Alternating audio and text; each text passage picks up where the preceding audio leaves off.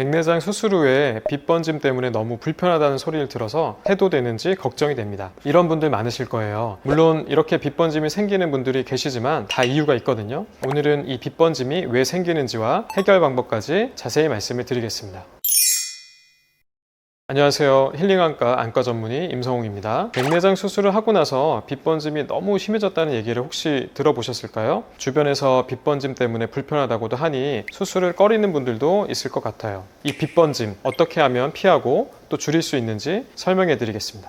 백내장 수술 후 빛 번짐이 생기는 첫 번째 이유는 바로 안구 건조증입니다. 수술 후 빛 번짐이 생기는 대부분의 이유는 바로 눈물이 부족해서입니다. 건조증이라고도 하죠. 수술 시 만들어내진 상처나 초음파로 수정체를 부수고 없애는 과정에서 필연적으로 각막의 신경들이 손상됩니다. 이런 손상된 신경들이 회복하는 데는 수개월이 걸리게 되고 이 때문에 눈물이 부족해지게 됩니다.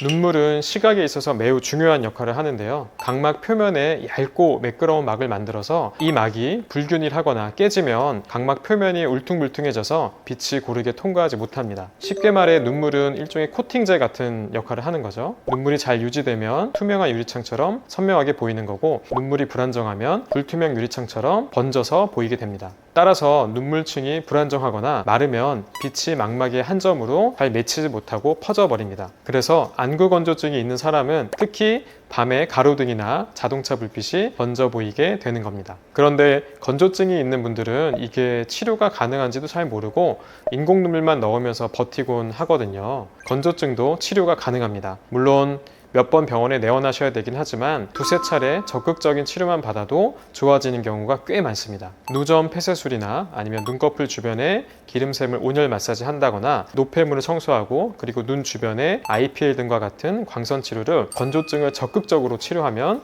충분히 건조증을 잡을 수 있습니다. 인공 눈물은 일시적으로 불편감만 해소시켜주는 거고 효과가 오래 가지도 않고 근본적인 건조증의 원인을 해결하지도 못합니다. 그래서 치료 시기를 놓치지 말고 제때 치료를 잘 받으셔서 건조증으로 생기는 빛 번짐을 해결하시면 좋겠습니다. 백내장 수술 후 빛 번짐이 생기는 두 번째 이유는 각막 표면이 불규칙해서입니다. 우리 눈의 가장 앞부분, 즉 각막은 투명한 유리창과 같습니다. 유리창이 깨끗하고 표면이 매끈해야 빛이 곧게 들어오는데 표면이 울퉁불퉁하거나 흠집이 있으면 빛이 퍼져 보이겠죠? 태어날 때부터 각막의 모양이 불규칙한 사람도 있지만 이전에 라식이나 라섹 같은 굴절 수술을 받았거나 다쳤거나 혹은 눈병을 앓아서 각막에 혼탁이나 불규칙이 있는 분들은 백내장 수술 후에 더욱 빛 번짐을 잘 느끼게 됩니다. 이러한 각막의 울퉁불퉁함 또는 불규칙함을 광학 용어로는 수차라고 합니다. 우리가 흔히 알고 있는 난시도 바로 이 수차의 한 종류입니다. 난시 중에 규칙적인 난시는 백내장 수술 시 사용되는 난시 교정 인공 수정체로 충분히 교정될 수 있습니다. 그렇지만 불규칙한 난시나 더 미세한 수차 등은 백내장 수술만으로는 교정하기가 어렵습니다. 그런 경우에는 특수 라식이나 라섹으로 미세한 수차를 교정하는 경우도 있습니다. 특히 이 난시를 정확하게 측정해야 우리가 또 난시를 정확하게 교정할 수 있습니다. 저희만 하더라도 난시를 측정하는 기계가 5대나 있고 수술 후에도 난시축이 제대로 되었는지 확인하는 검사 기계가 있을 정도입니다. 저희가 왜 난시를 측정하는 장비를 5대나 구비하는 거냐면 난시는 한두 개 장비만으로는 정확한 값을 구하기가 어렵습니다. 오차가 있을 수도 있고요. 그래서 5대의 장비가 각각 다른 방식으로 난시를 측정하면서 최대한 오차가 없게끔 교차 검사를 통해 정확한 값을 찾아내는 것입니다. 이렇게 검사를 마치고 수술을 하면 난시가 생겨서 상이 선명하지 않고 빛 번짐이 생기는 것을 막을 수 있습니다. 따라서 난시를 정확하게 측정하고 잡아내는 것이 수술의 중요한 포인트가 될 수 있겠습니다. 백내장 수술 후 빛 번짐이 생기는 세 번째 이유는 바로 인공수정체 종류 때문입니다. 백내장 수술을 할 시에는 인공수정체를 넣게 되는데요. 렌즈의 종류에 따라 빛 번짐의 정도가 다릅니다. 각각의 빛 번짐 정도를 설명드리면 태생적으로 단초점 렌즈는 빛이 한 곳에 맺히도록 디자인되어 있기 때문에 빛 번짐이 거의 없고 밤에도 안정적인 시력을 보장합니다. 이에 반해 다초점 렌즈는 빛을 여러 곳으로 나누다 보니 불빛이 퍼져 보이고 후광처럼 보이는 현상, 즉 빛 번짐이 생길 수 있습니다. 연속 초점 인공 수정체는 초점 범위를 넓혀서 중간 거리까지 잘 보이게 해주는데요. 빛 번짐은 다초점보다는 적지만 단초점보다는 조금 더 있습니다. 초점을 여러 개로 하여 빛을 분산시키면 빛번짐은 필연적으로 생기게 되어 있습니다. 따라서 인공수정체 선택에 있어서 빛번짐을 얼마나 감소할 수 있는지도 중요한 고려 요소입니다. 만약에 야간 운전을 업으로 삼아서 빛번짐이 없는 게 중요하면 단초점이나 비구면 인공수정체와 같이 빛번짐이 없는 렌즈를 선택하는 것이 좋을 것 같고요. 빛번짐은 조금 있더라도 안경을 쓰기 싫다고 하면 다초점 인공수정체가 더 적합하겠습니다.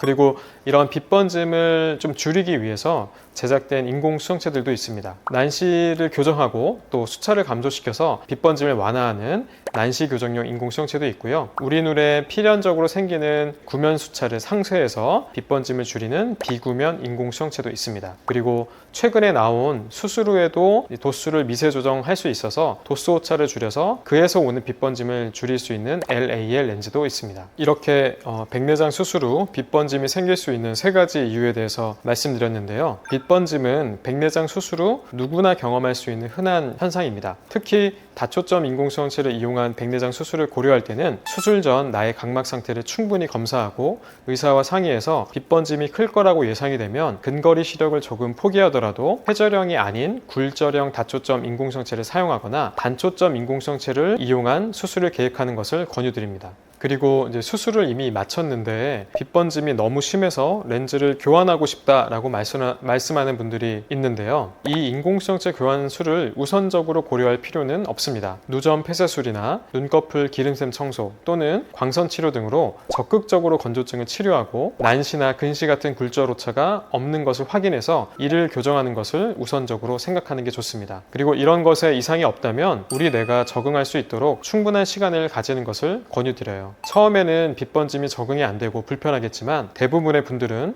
6개월 정도가 지나면 그 빛번짐이 느껴질 수는 있으나 운전을 하거나 일상생활을 할 때 큰 불편함을 야기하지는 않습니다. 따라서 백내장 수술을 고민하신다면 이런 요소를 전문적으로 평가하고 대안을 가지고 있는 경험 많은 안과에서 수술받는 것이 중요합니다. 특히 수술 전 인공수정체 선택에 대해서 팁을 드리면 어떤 인공수정체로 수술을 해도 빛번짐은 따라올 수 있습니다. 그렇지만 빛번짐의 부작용이 많은 인공수정체는 단연 다초점 인공수정체입니다. 이러한 빛번짐 등의 부작용을 줄이려면 다초점 중에서도 회절형이 아닌 굴절형을 선택하는 것이 유리합니다. 최근에 나온 오디세이, 엘레나, 지메트릭 같은 인공수정체의 경우에는 이 필연적인 빛번짐을 줄이기 위해 회절링의 디자인을 바꾸고 경계를 뾰족하지 않고 부드럽게 처리하였습니다. 앞으로도 노력은 계속되겠지만 아직 다초점 인공수정체는 빛번짐에서 자유로울 수는 없습니다. 다초점 인공수정체의 근거리 시력을 포기할 수 없는 분들은 양안에 다초점 인공수정체를 삽입하는 것보다는 빛번짐이 없는 인공수정체와 믹스 매치하여 단점은 줄이고 장점은 극대화하는 방법으로 수술하는 것도 좋은 대안입니다.